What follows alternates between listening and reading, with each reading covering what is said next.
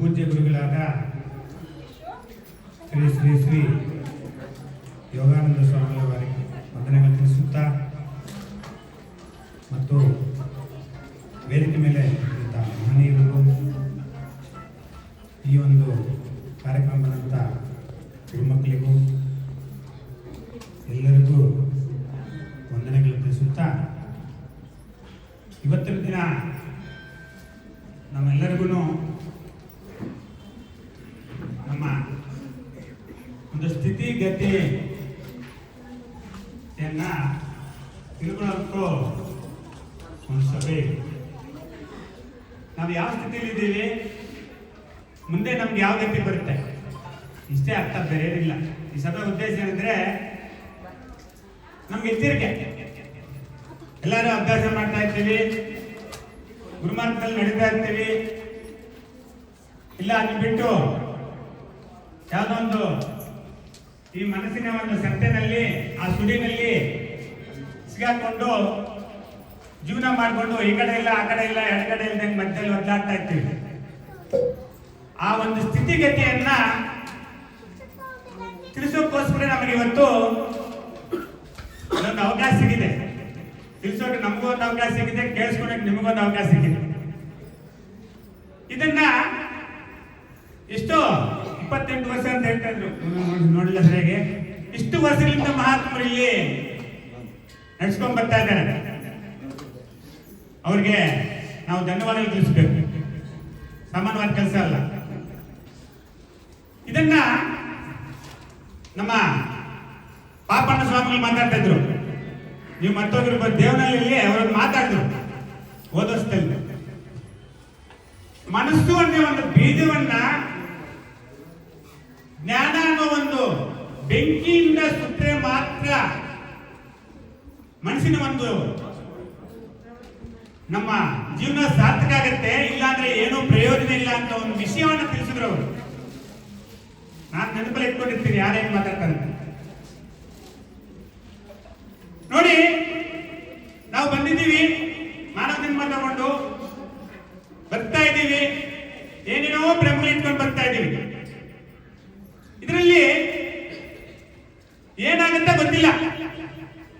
ಯಾವುದೋ ಒಂದಷ್ಟು ಶೇಖರಣೆ ಮಾಡಿಕೊಂಡು ಒಂದು ಕಂಫರ್ಟ್ ಝೋನ್ಗೆ ತಯಾರು ಮಾಡಿಕೊಂಡು ಮನೆ ಮಠ ಎಲ್ಲ ಮಾಡ್ಕೊಂಡು ಕಂಫರ್ಟ್ ಆಗಿ ಬದುಕಬೇಕು, ಒಳ್ಳೆ ಆರೋಗ್ಯವಾಗಿರ್ಬೇಕು, ಒಳ್ಳೆ ಹೆಸರು ಗಳಿಸಬೇಕು, ಇಷ್ಟೆಲ್ಲ ನಾವು ಸಾಯ್ಬೇಕು ಅಂತ ನಮ್ಮ ಪೂರ್ವಿಕರೆಲ್ಲ ನಮಗೆ ತೋರಿಸ್ಬಿಟ್ಟು ಹೋಗ್ಬಿಟ್ಟಿದ್ದಾರೆ. ಆದ್ರೆ ಹಂಗಾಗಲ್ಲ. ನೀನ್ ಮಾನವನಾಗಿ ಹುಟ್ಟಿದ ಮೇಲೆ ಮತ್ತೆ ಜನ್ಮ ಬರ್ಬಾರ್ದು ಅಂತ ಕೆಲಸ ಮಾಡ್ಕೊಂಡು ಮತ್ತೆ ಏನಾಗ್ಬೇಕು, ದೇವರಾಗ್ಬೇಕು. ದೇವರಾಗ್ಬೇಕು ಅಂತಂದ್ರೆ ಅದಕ್ಕೆ ಗುರುಗಳು ಹೇಳ್ತಾರೆ, ಯಾವ ಜ್ಞಾನವನ್ನ ನೀನ್ ತಿಳ್ಕೊಂಡ್ರೆ ನೀನ್ ದೇವರಾಗ್ತೀಯ, ಅಂತ ಜ್ಞಾನ ಬೇಕು ನಮ್ಗೆ. ಅರ್ಥ ಮಾಡ್ಕೊಳ್ಳಿ. ನಮ್ಗೆ ಆ ಒಂದು ಬ್ರಹ್ಮವಿದ್ಯೆ ಅಂತ ಏನ್ ನಮ್ಗೆ ಗುರುಮಾರ್ಗ ಅಂತ ಏನ್ ಕೊಟ್ಟಿದ್ದಾರೆ, ಅದರಲ್ಲಿ ನಾವು ನಡೆದು ಸಾಧನೆ ಧ್ಯಾನಗಳನ್ನ ಮಾಡಿಕೊಂಡು ಮುಂದೆ ಆ ಸತ್ಯವನ್ನು ಅರ್ಥ ಮಾಡಿಕೊಂಡ್ರೆ ಮಾತ್ರ ನಮ್ಮ ಜನ್ಮ ಸಾರ್ಥಕ ಆಗುತ್ತೆ. ಅದಕ್ಕೆ ನಮ್ಮ ಅಚಲ ಪರಂಪರೆ 4 ಅಭ್ಯಾಸ ಕೊಡ್ತಾರೆ. ನಾನು ಸ್ವಲ್ಪ ಅಭ್ಯಾಸ ಹೋಗ್ತೀನಿ. ಸಾಂಖ್ಯ ಯೋಗ ಅಂತ ಕೊಡ್ತಾರೆ. ಫಸ್ಟ್ ಏನು ಸಾಂಖ್ಯ ಯೋಗ ಅಂದ್ರೆ, ಈ ಮನಸ್ಸು ಎಲ್ಲ ಒಂದು ಭ್ರಮಗಳ ಭ್ರಾಂತಿಗಳು ಇಟ್ಕೊಂಡು ಅಲ್ಲೇನೋ ಇದೆ, ಇಲ್ಲೇನೋ ಇದೆ, ಅಲ್ಲೇನೋ ಸತ್ಯ ಇದೆ, ಮತ್ತೊಂದ್ ಕಡೆ ಇದೆ ಅಂತ ಗೊತ್ತಾಗ್ತಾ ಇದೆ. ಅದಕ್ಕೆ ಅದೆಲ್ಲ ಎಲ್ಲೂ ಇಲ್ಲ, ನಿನ್ನ ಒಳಗಡೆನೇ ಇದೆ ಅಂತ ನಮ್ಮ ಸಾಂಖ್ಯಯೋಗದಲ್ಲಿ ತೋರಿಸುತ್ತದೆ, ಅನುಭವ ಪಡಿಸುತ್ತೆ. ಅರ್ಥ ಮಾಡ್ಬೇಡಿ. ಆ ಅನುಭವವನ್ನು ಪಡ್ಕೋಕ್ಕೋಸ್ಕರ ಅಷ್ಟಾಕ್ಷರಿ ಮಹಾಮಂತ್ರವನ್ನು ಹೇಳಿ ಆ ಮನಸ್ಸನ್ನ ಅಂತರಂಗ ಕಡೆ ತಿರುಗಿಸ್ತಾರೆ. ಯಾವಾಗ ಬಾಹ್ಯವಾಗಿ ಬಹಿರಂಗವಾಗಿ ಬ್ರಹ್ಮಗಳ ಮೇಲೆ ಆ ಒಂದು ಇಟ್ಕೊಂಡು ಓಡಾಡ್ತಾರೆ ಮನಸ್ಸನ್ನ ಒಂದು ಚಿಕ್ಕದಾಗಿ ಸೂಕ್ಷ್ಮ ರೂಪಕ್ಕೆ ತಗೊಂಡ್ಬರ್ತಾರೆ. ಅಂತರಂಗ ಕಡೆ ತಿರುಗಿಸ್ತೀವಿ ನಾವು ಗುರುಗಳಾದವರು. ಆ ಅಂತರಂಗದಲ್ಲಿ ಆ ಸತ್ಯಗಳಲ್ಲಿ ಯಾರು ಆ ಮನಸ್ಸನ್ನ ತಿರುಗಿಸಿ ಸಾಧನೆ ಮಾಡಿ ಧ್ಯಾನವನ್ನ ಮಾಡಿಕೊಂಡು ಪ್ರಕೃತಿನಲ್ಲಿ ಏನಿದೆಯೋ ಎಲ್ಲ ತನ್ನಲ್ಲಿ ಅನುಭವ ಪಡೆದು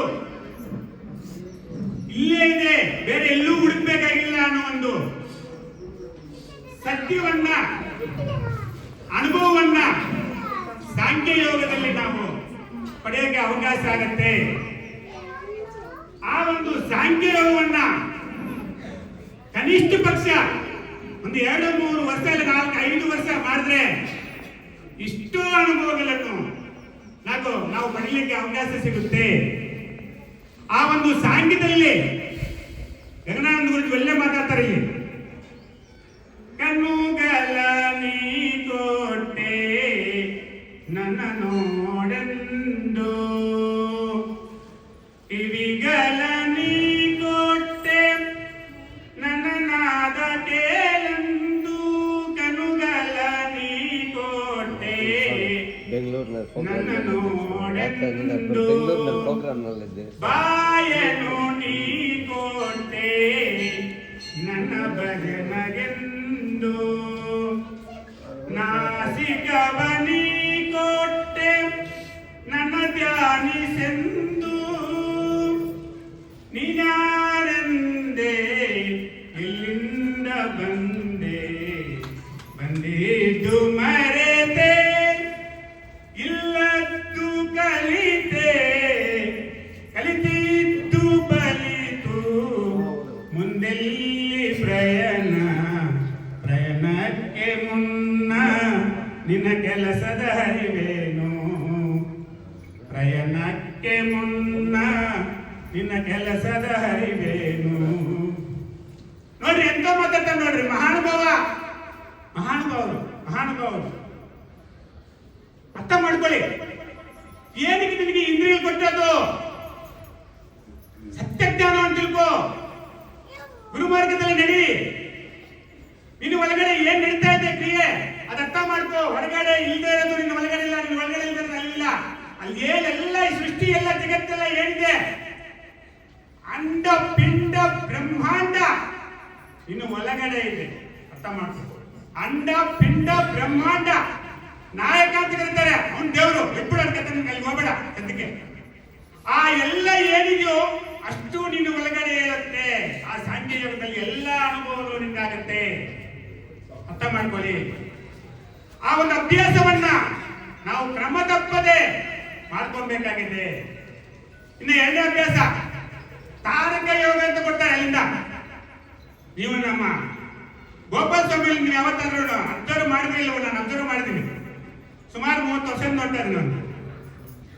ಯಾವಾಗೂ ಅಪ್ಪ ನಾಲ್ಗೆ ಹಿಂದೆ ಮಾಡ್ತಿರ್ತಾರೆ, ಆಚೆ ಬರಲ್ಲ. ನೋಡಿ, ಮನಸ್ಸಿನ ವೇಗವನ್ನ ಕಡಿಮೆ ಮಾಡೋದು ಒಂದೇ ಒಂದು ನಾಲ್ಗೆ. ಅರ್ಥ ಮಾಡ್ತಾರೆ. ನಾಲ್ಗೆ ಏನಾದ್ರೂ ದಾರ್ಗದಲ್ಲಿ ಯಾವ ಮಹಾತ್ಮರು ಗುರು ಹೇಳ್ದಂಗೆ ಅಭ್ಯಾಸದಲ್ಲಿ ಆ ಒಂದು ಹಿಂದಕ್ಕೆ ಮಡ್ಚ್ಕೊಂಡು ಧ್ಯಾನ ಮಾಡ್ತಾ ಇರ್ತಾರೋ 80% ಸ್ಪೀಡ್ ಕಮ್ಮಿ ಆಗ್ಬಿಡುತ್ತೆ, ಮನಸ್ಸು ನಿಮ್ಗೆ ಸಿಕ್ಬಿಡುತ್ತೆ. ಅರ್ಥ ಮಾಡ್ತಾರೆ. ಅದೊಂದೇನಾದ್ರೂ ಮುಂದೆ ಬಿಟ್ಟು ಧ್ಯಾನ ಮಾಡಿದ್ರೆ ಏನೂ ಸುಖ ಸಿಗೋದಿಲ್ಲ. ಅಂತ ಒಂದು ಮಹತ್ತರವಾದ ಯೋಗ ನಮ್ದು ತಾರಕ ಯೋಗ. ಅರ್ಥ ಮಾಡ್ಕೊಳ್ಳಿ. ಎಲ್ಲ ಯೋಗಗಳೇ ಅದಕ್ಕೆ ಸಪ್ತಕೋಟಿ ಮಹಾಮಂತ್ರಗಳಿಗೆ ತಾರಕ ಮತ್ತು ತಲ್ಲಿರ ಅಂತ ಎಲ್ಲ ಮಂತ್ರಗಳು ಎಷ್ಟಿದೆಯೋ ಅಷ್ಟಕ್ಕೂ ಈ ಒಂದು ತಾರಕ ತಾಯಿ ಇದ್ದಂಗೆ ಅದು ಏನ್ ಮಾಡುತ್ತೆ? ಕೈವಾದವರು ಒಳ್ಳೆ ಮಾತಾಡ್ತಾರೆ.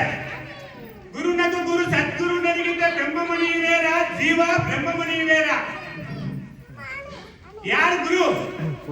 ನಿನ್ನಲ್ಲಿ ಆಡ್ತಾ ಇರುವಂತವನ್ನ ಆ ಸದ್ಗುರು ಕರ್ಕೊಂಡು ಹೋಗುವಂತ ಯೋಗ ತಾರಕ ಯೋಗ. ಅರ್ಥ ಮಾಡ್ಕೊಳ್ಳಿ. ಅಂತ ಶ್ರೇಷ್ಠವಾದ ಯೋಗವನ್ನ ನಾವು ಕನಿಷ್ಠ ಪಕ್ಷ ಒಂದಿಷ್ಟು ವರ್ಷಗಳು ಮಾಡ್ಕೊಬೇಕು. ಏನು ಸ್ಪೀಡಾಗಿ ಓಡಬೇಕಾಗಿಲ್ಲ, ಕೊನೆ ಉಸಿರಿನವರೆಗೂ ಮಾಡ್ಕೊಬೇಕು. ನಾವು ಯೋಗಗಳನ್ನ ಮಾಡಿಕೊಂಡು ಪರಿಪೂರ್ಣ ತಿಳ್ಕೊಂಡು ಅದರಲ್ಲೇ ಬದುಕಬೇಕು ಅಂತ ಒಂದು ಸ್ಟೇಟಸ್ ಸ್ಥಿತಿ ನಿಮ್ದು ನಿರ್ಮಾಣ ಮಾಡ್ಕೊಬೇಕು. ನಾವು ಅವರವರ ಸ್ಟೇಟಸ್ ಅನ್ನ, ಒಬ್ಬರು ಸಾಂಘ್ಯ ಯೋಗದಲ್ಲಿ ಸ್ಟೇಟಸ್, ಅಲ್ಲಿಂದ ತಾರಕ ಯೋಗ ಸ್ಟೇಟಸ್, ಆಮೇಲೆ ಕೊಂಡಲ ಯೋಗ ಸ್ಟೇಟಸ್, ಒಂದೊಂದು ಸ್ಥಿತಿಯಿಂದ ಮುಂದೆ ನಮ್ಮ ಸ್ಟೇಟಸ್ ಅನ್ನ ನಾವು ಬದಲಾವಣೆ ಮಾಡಿಕೊಂಡು ಅದರಲ್ಲಿ ಉಳ್ಕೊಬೇಕು. ಮನಸ್ಸಿನ ಒಂದು ಮಾಯೆಗೆ ಸಿಗಾಕೊಂಬಾರ್ದು. ಅದೊಂದು ದೊಡ್ಡ ಸುಳಿ ಇದ್ದಂಗೆ ಸುತ್ತಾ ಇರುತ್ತೆ. ಯಾರಲ್ಲಿ ಏನಾದ್ರು ಸಿಗಾಕೊಂಡ್ಬಿಟ್ರೆ ನಮ್ ಗತಿ ಅದೋ ಗತಿ ಆಗ್ಬಿಡುತ್ತೆ. ಅದಕ್ಕೆ ಎಚ್ಚರಿಕೆ ಎಚ್ಚರಿಕೆ ಎಚ್ಚರಿಕೆ. ಓ ಮನಸ್ಸ, ಆ ಮನಸ್ಸನ್ನ ಎಷ್ಟು ನಾವು ಎಚ್ಚರಿಕೆಯಿಂದ ನಮ್ಮ ಸ್ಥಿತಿನ ನಾವು ಅವಾಗ ಎಚ್ಚರಿಕೆ ಮಾಡಿಕೊಂಡು ಆ ಒಂದು ಉಸಿರಾಟದ ಮೇಲೆ ಆ ಒಂದು ಮನಸ್ಸನ್ನ ನಾವು ಇಟ್ಕೊಂಡು ಅವರವರ ಅಭ್ಯಾಸ ಯಾವ ರೀತಿ ಇರುತ್ತೆ ಅದ್ರ ಕಡೆ ಗಮನ ಕೊಡೋಕೆ ಪ್ರಯತ್ನ ಮಾಡಬೇಕು. ಅರ್ಥ ಮಾಡ್ಕೊಳ್ಳಿ. ಅದಕ್ಕೆ ಮೂರನೇ ಅಭ್ಯಾಸ ಕೊಡ್ತಾರೆ ನಮಗೆ, ಏನು? ಕುಂಡಲಿನಿ ಯೋಗ ಅಂತ. ಈ ಕುಂಡಲಿನಿ ಯೋಗ ಇಡೀ ಜಗತ್ತಿನಲ್ಲಿ ನಾನ್ ತಿಳ್ಕೊಂಡ್ಗೆ ಬೇರೆಯವ್ರಿಗೆ ಗೊತ್ತಿಲ್ಲ. ಅದಕ್ಕಿಂತ ಶ್ರೇಷ್ಠವಾದ ಇಡೀ ಜಗತ್ತಲ್ಲಿ ಬೇರೆ ಯಾವುದೂ ಇಲ್ಲ ನೋಡಿ. ಯಾರು ಅದು ಮಾಡಿಸೋದು ಇಲ್ಲ. ಯಾಕಂದ್ರೆ ಭಯ ಅವರಿಗೆ, ಏನಾರು ಹೆಚ್ಚು ಆಗುತ್ತೇನೋ, ಯಾಕೆ ಬೇಕಾಗಲಿ ಅಂತ ಹೇಳ್ಬಿಟ್ಟು ಆ ತಂದೆಗೆ ಹೋಗಲ್ಲ. ಬರೀ ತಾರಕ ಹೇಳ್ಕೊಂಡು ಇದು ಮಾಡಿ ಸೇರ್ಸ್ಕೊಂಡ್ ಹೋಗಪ್ಪ ದೇವ್ರಿಗೆ ಬರ್ತಾವು ಅಂತ ಹೇಳ್ಬಿಟ್ಟು ನೈಸ್ ಮಾಡೋ ಶಿಸ್ತ್ರನ್ನ ದಾರಿ ಮೇಲೆ ಕಳಿಸ್ಬಿಟ್ಟಾರೆ. ಬಿಟ್ಕೊಂಡು ಹೋಗ್ಬಿಡು ಸಾಕು ನಿನ್ಗೆ ಅಂತ. ಆದ್ರೆ ನಮ್ಮ ಪರಂಪರೆ ಇವತ್ತು ನೋಡಿ ಕುಂಡಲಿಯೋಗ ಮಾಡ್ತಾರೆ ಅಂತ ಕೆಳಗಡೆ ಬರ್ತಾರೆ, ಬರಬರಿ ಈಗ ಮೇಲೆ ಕಳಿಸ್ತಾರೆ. 1 ವರ್ಷ ನಿಲ್ಸಿಲ್ಲ, ಇವರು ಮಾಡ್ಕೊಂಡು ಬರ್ತಾ ಇದಾರೆ. ನಾನು 15 ವರ್ಷದಿಂದ 74 ಜನ ಕುಂಡಲಿಯೋಗ ಮಾಡ್ತಿದ್ರಿ. ಒಂದು ಆಶ್ರಮ ಮಾಡ್ಕೊಂಡು ನಮ್ಮ ಗುರುಗಳ ಆಶೀರ್ವಾದದಿಂದ 74 ಜನ 15 ವರ್ಷದಿಂದ. ಅರ್ಥಾಗುತ್ತಾ? ಅಂತ ಒಂದು ಶ್ರೇಷ್ಠವಾದ ಯೋಗವನ್ನ ನಾವು ಮಾಡ್ಕೊಬೇಕಾಗಿದೆ. ಅರ್ಥ ಮಾಡ್ಕೊಳ್ಳಿ. ಅದ್ರಲ್ಲಿ ಏನಪ್ಪಾ ಕುಂಡಲಿಯೋಗ ಮಾಡಿದ್ರೆ ನಮ್ ಬೆನಿಫಿಟ್ ಅಂದ್ರೆ, ಈ ಕಡೆ ಇಹದಲ್ಲಿ ಚೆನ್ನಾಗಿರ್ತೀಯ, ಆ ಕಡೆ ಪರದಲ್ಲಿ ಚೆನ್ನಾಗಿರ್ತೀಯ. ಎರಡು ಕಡೆನೂ ನೀನು ಇರೋಕೆ ಒಂದು ಅವಕಾಶ ಸಿಗುತ್ತೆ. ಅರ್ಥ ಮಾಡ್ಕೊಳ್ಳಿ. 7 ತಲೆಗಳಿಂದ ಫಸ್ಟ್ ಬೆನಿಫಿಟ್ ಇದಕ್ಕೆ, ನಾನು ಹೇಳಿದ ಈ ಶರೀರಕ್ಕೆ 7 ತಲೆಗಳಿಂದ ನಿಮಗೆ ಏನು ಕಾಯಿಲೆಗಳು ಬಂದಿದೆಯೋ, ನಿಮ್ಮ ತಾಯಿ ತಂದೆ, ಅವ್ರ ತಾಯಿ ತಂದೆ, ಅವ್ರ ತಾಯಿ ತಂದೆ, ಎಲ್ಲ ಕಾಯಿಲೆಗಳು ಅಲ್ಲಿ 0 ಆಗುತ್ತೆ. ನೆಕ್ಸ್ಟ್ ನಿನ್ನ ಹತ್ರ ಬರಲ್ಲ. ಎರಡನೇ ಬೆನಿಫಿಟ್ ಏನಪ್ಪಾ ಅಂದ್ರೆ, ಮಿನಿಮಮ್ 15ರಿಂದ 20 ವರ್ಷ ನಿನಗೆ ಸಾಧನೆ ಧ್ಯಾನ ಮಾಡ್ಕೊಳಕ್ಕೆ ಆಯುಷ್ ಎಕ್ಸ್ಟ್ರಾ ಆಗುತ್ತೆ, ಪ್ಲಸ್ ಆಗುತ್ತೆ. ಎರಡನೇ ಬೆನಿಫಿಟ್. ಇನ್ನ ಪರಕ್ಕೆ ನೀನ್ ದೇವರು ಅಂತ ಏನಂತ ಹುಡುಕ್ತಾ ಇದೆಯೋ ಆ ಒಂದು ಸ್ಥಿತಿಗೆ, ಆ ಒಂದು 3 ಬಂಧನ, ಮೂಲಾಂತರ, ಧ್ಯಾನಾಂತರ, ಒಡ್ಯಾಣ 3 ಬಂಧನ ಹಾಕ್ಸಿ ಅಲ್ಲಿಂದ ನಿನ್ನ ಸ್ವಸ್ಥಿತಿಗೆ ಕರ್ಕೊಳ್ಳುವಂತ ಒಂದು ಸ್ಥಿತಿಗೆ ಹೋಗುತ್ತೆ. ಆ ಸ್ಟೇಟಸ್ ಹೋಗ್ತೀಯ ನೀನು. ಇದು ಪರಕ್ಕೆ ನಿನಗೆ ಬರ್ತಕ್ಕಂಥ ಬೆನಿಫಿಟ್. ಈ 4 ಬೆನಿಫಿಟ್ ನಿನಗೆ ಕುಂಡಲಿನಿ ಯೋಗದಲ್ಲಿ ಸಿಗುತ್ತೆ. ಇದು ಸುಳ್ಳಲ್ಲ, ಸತ್ಯ. ಮಾಡಿರೋದಕ್ಕೆ ಎಲ್ಲ ಅನುಭವ ಗೊತ್ತಿದೆ. ನೋಡ್ರಿ, ನಮ್ಮ ಪಾಪಣ್ಣ ಸ್ವಾಮಿಗಳು 92, 94 ಇರ್ಬೇಕು. ಇವಾಗ ಅವ್ರು ಒಂದೊಂದು ಭಾಷೆ ಮಾತಾಡಿದ್ರೆ ನಾವು ಸುಮ್ಮನೆ ಆಗ್ಬಿಡೋದು. ಸ್ವಾಮಿ ನೀವು ಭೀಷ್ಮಾಚಾರ್ಯ ದೊಡ್ಡವರು, ಸ್ವಲ್ಪ ನೀವೇ ಹೇಳ್ಬಿಡಿ ಸ್ವಾಮಿ. ಯಾಕಂದ್ರೆ ಹಂಗೆ ನೋಡ್ತಾರೆ ಏನು ಅರ್ಥಾಯ್ತಾ? ಅಷ್ಟು ಒಂದು ಜ್ಞಾನವನ್ನ ಸೇಕರಣೆ ಮಾಡಿ ರಾತ್ರಿ 7 ಗಂಟೆಗೆ ಎದ್ದು ಕೂತ್ಕೊಂಡು ಇವಾಗಲೇ 2:30, 3 ಗಂಟೆ ಧ್ಯಾನ ಮಾಡ್ತಾರೆ ನೋಡಿ. ಮೊನ್ನೆ ಹೇಳ್ತಾ ಇದ್ರು ಸಭೆಯಲ್ಲಿ. ಅರ್ಥಾಯ್ತಾ? ಅಂತ ಒಂದು ನಮಗೆ ಆಸೆ ಇರಬೇಕು. ಅರ್ಥ ಮಾಡ್ಕೊಳ್ಳಿ. ಅದ್ರ ಮೇಲೆ ನಮಗೆ ಬರಬೇಕು. ನಾವು ಆ ಸ್ಟೇಟಸ್ ನಲ್ಲಿ ಉಳಿಸ್ಕೊಂಡು ಹೋಗ್ಬೇಕು. ಬರೀ ಭ್ರಮದ ಭ್ರಾಂತಿಗೆ ಹಾಕೊಂಡು ಅದರಲ್ಲೇ ಒದ್ದಾಡಬಾರ್ದು. ನಾನು ನನ್ನದು ಅದೆಲ್ಲ ಏನಿಲ್ಲ, ಎಲ್ಲ ಬರೀ ನಾಟಕ. ನನಗೆ ವೇಮನವ್ರು ಒಳ್ಳೆ ಮಾತಾಡ್ತಾರೆ. ತಾನನಿ ತಾನನಿ ತನದನಿ ತನ ವಾಸನಗಳಿಗೆ ಜನನ ಮರಣಂಬುಲಂದು ಚಿಕ್ಕುಬಡಿ. ತಾನನಿ ತನದನಿ ತನ ವಾಸನಗಳಿಗೆ ಜನನ ಮರಣ ಮುಲಂದು ಚಿಕ್ಕುಬಡಿ. ಪಾರಾಡೆ ಈ ಜೀವಿಗೆ ಪರಮೆಟ್ಲು ದೊರಕುರ. ಅದು ಜಾಡ್ತಾ ಇದೆ. ನಾನು ನಂದು, ನಮ್ಮವರು, ನನ್ಗೆ ಅದು ಗೊತ್ತು, ಇದು ಗೊತ್ತು, ಮತ್ತೊಂದು ಗೊತ್ತು, ಅದ್ ನೋಡಿದೀನಿ, ಇದು ನೋಡಿದೀನಿ ಅಂತ ಎಲ್ಲ ಹೇಳ್ಕೊಂಡು ಪಂಚಾಯತಿ ಮಾಡ್ಕೊಂಡು ಆಗ್ತಾ ಇದೆ. ಯಾವ್ದ್ರಲ್ಲಿ ಸೇರ್ಕೊಂಡಿದೆ ಅದು? ಜನನ ಮರಣ, ಹುಟ್ಟೋದು ಸಾಯೋದು, ಹುಟ್ಟೋದು ಸಾಯೋದು, ಅದೇ ಪಂಚಾಯತಿ ಮಾಡ್ಕೊಂಡು ಅದು ಓಡಾಡ್ತಾ ಇದೆ. ಅದರಲ್ಲಿ ಓಡಾಡಿದ್ರೆ ಏನೂ ಪ್ರಯೋಜನ ಆಗೋದಿಲ್ಲಪ್ಪ.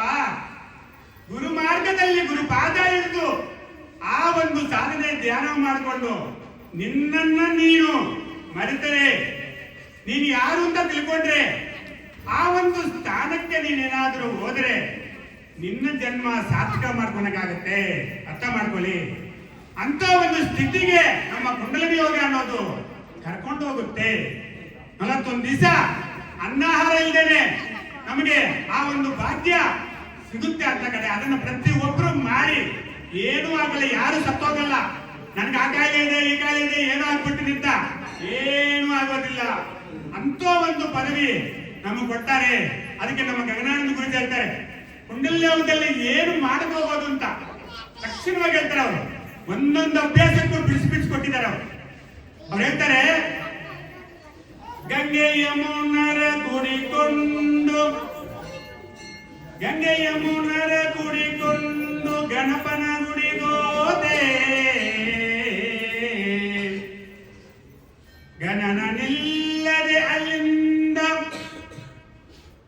ಮುಂದೋಗಲು ತಿರಿಬಾಗಿಲೊಂದಕ್ಕೆ ಹೆಣನಾಗರಾಗಿತ್ತು.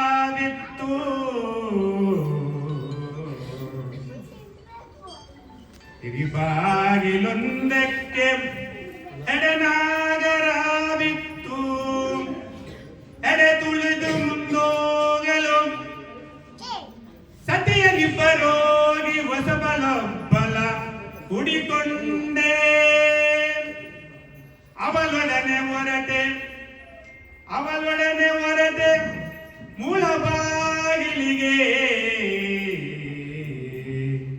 ಅವಳ ಪ್ರಭೆಗೆ ಮಂಕಾಯಿತು. ಅವಳು ಎನ್ನಲ್ಲ ಬ್ರಹ್ಮದರಾಗಿ, ಅಲ್ಲಿ ಅಡಗಿತ್ತು ಈ ಮೋಹದ ಮಮತೆ. ಅದು ಬಲೆಗುಟ್ಟು ಯೋಗಾನಂದರಲ್ಲಿರಟ್ಟು. ಇಷ್ಟು ಲಕ್ಷಣವಾಗಿ ನಮಗೆ ಒಂದು ಕೊಟ್ಟೇಶನ್ ಕೊಟ್ಟಿದ್ದಾರೆ. ಅರ್ಥ ಮಾಡ್ಕೋ, ಹೇಗಿದೆ ಆ ಮಾರ್ಗದಿಂದ ಎಲ್ಲ ಹೋಗ್ಬೇಕು. ಗುರುವಿಂದ ಸತ್ವರ್ಗ ಆಗ್ಬೇಕು ನೀನು. ಆ ಒಂದು ಲಿಂಕ್ ಪಾಯಿಂಟ್ ಹೆಂಗಿದೆ ನೋಡಪ್ಪ ಅಂತೇಳಿ ಮಹಾತ್ಮರು ನಮಗೆ ಕೊಟ್ಟು ಹೋಗಿದ್ದಾರೆ. ಅರ್ಥ ಮಾಡ್ಕೊಳ್ಳಿ. ಅಂತ ಒಂದು ಸ್ಥಿತಿ ನಮಗೆ, ಆ ಒಂದು ಪಾಯಿಂಟ್ ನಿಮಗೆ, ಆ ಒಂದು ಸ್ಟೇಟಸ್ ನಿಮ್ಮ ಕುಂಡಲಿನಿ ಯೋಗದಲ್ಲಿ ಸಿಗುತ್ತೆ. ಅಲ್ಲಿ ಬಿಟ್ಟು ಬೇರೆ ಎಲ್ಲೂ ಸಿಗೋದಿಲ್ಲ. ಅರ್ಥ ಮಾಡ್ಕೊಳ್ಳಿ. ಲಾಸ್ಟ್ ಸಚ್ಚಿದಾನಂದ ನಮ್ಗಾಗಲೇ ಸಿಗ್ನಲ್ ಬಂದ್ಬಿಟ್ಟಿದೆ. 2 ನಿಮಿಷ ನಿಲ್ಲಿಸ್ಬಿಡ್ತೀನಿ, ಆಯ್ತಾ? ಸಚ್ಚಿದಾನಂದ ಯೋಗದಲ್ಲಿ ಮಹಾತ್ಮರು ತುಂಬಾ ಜನ ಬಂದಿದ್ದಾರೆ, ಮಾತಾಡಲಿಲ್ಲ.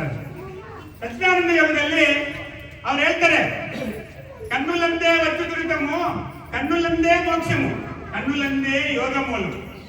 50 ಲಕ್ಷಣವಾಗಿ ಹೇಳ್ತಾರೆ. ಅದಾಯ್ತಾ? ಚೂಡ ಮೇಲುರ ಚೋಡ ಬಟ್ಟ ಬೈರ. ಅವನು ನೋಡೋನು ಹೋಗ್ಬಿಡ್ಬೇಕು.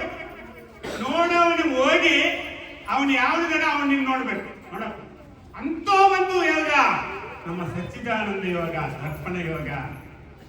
ಅಭ್ಯಾಸಗಳು ಎಗಿಸ್ಬಿಡ್ಬೇಡಿ. ಎಗಿಸ್ಬಿಟ್ಟು ನಾನೇನೋ ಆಗೋಗ್ಬಿಟ್ಟಿದ್ದೀನಿ ಅಂತ ದೇವರಾಗೋದು ಹೋಗ್ಬೇಡಿ. ಆಗೋದಿಲ್ಲ. ಅನ್ನಾಗಿ ಉದುರ್ಬೇಕು. ಅನ್ನಾಗಿ ಎದ್ದಿಂದ ಉದುರ್ತಿಲೆ ನೀನು ಲಯ ಆದ್ರೆ ಅವಾಗ ದೇವರಾಗ್ತೇ. ಬಿಟ್ರೆ ಅನ್ನ ಆಗದೆ ತಾಯಿ ಇದ್ದಾಗಲೇ ಹಂಗೆ ಉದುರೋಗ್ಬಿಟ್ರೆ ನಾನು ದೇವರಾಗ್ತೀನಿ ಅಂದ್ರೆ ಅದು ಹೊತ್ತೋಗಿಂತ ಬಿಟ್ರೆ ಆ ಸ್ಥಿತಿಗೆ ನೀನು ಹೋಗೋಕ್ಕಾಗಲ್ಲ. ಅರ್ಥ ಮಾಡ್ಕೊಳ್ಳಿ. ಲಾಸ್ಟ್ ನಲ್ಲಿ ಪರಿಪೂರ್ಣ ಅಂತ 1-2 ಮಾತು ಹೇಳಿ ಮುಗಿಸ್ತೀನಿ. ಅರ್ಥ ಮಾಡ್ಕೊಳ್ಳಿ. ಪರಿಪೂರ್ಣ ಅಂತ ನಮ್ಮ ಅತಿಲ ಪರಂಪರೆಯಲ್ಲಿ ಬಹಳ ಶ್ರೇಷ್ಠವಾಗಿ ಯಾವ ಪರಂಪರೆಯಲ್ಲಿ ದೇವರು ಹೀಗಿದ್ದಾರೆ ಅಂತ ತೀರ್ಮಾನ ಮಾಡಲಿಲ್ಲ. ಅಂತ ಒಂದು ತೀರ್ಮಾನ ನಮ್ಮಲ್ಲಿ ಕೊಟ್ಟಿದ್ದಾರೆ. ಅದು ಕೇಳ್ತಾರೆ, ಸ್ವಪ್ನದ ಆನೆಯಂತಾಯಿತು, ಸ್ವಪ್ನದ ಆನೆಯಂತಾಯಿತು ಪಂಚದಶಿಯಲ್ಲಿ.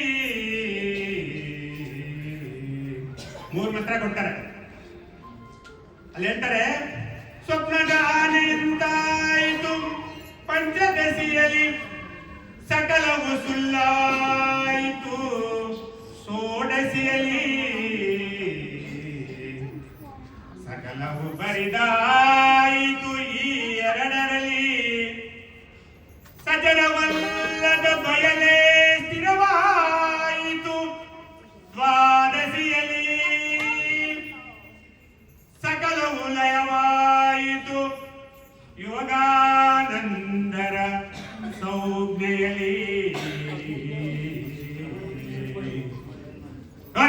ಎಲ್ಲಿಗೆ ಹೋಗ್ಬೇಕು ದೇವರಾಗ್ಬೇಕು ಅಂತಿದೆ.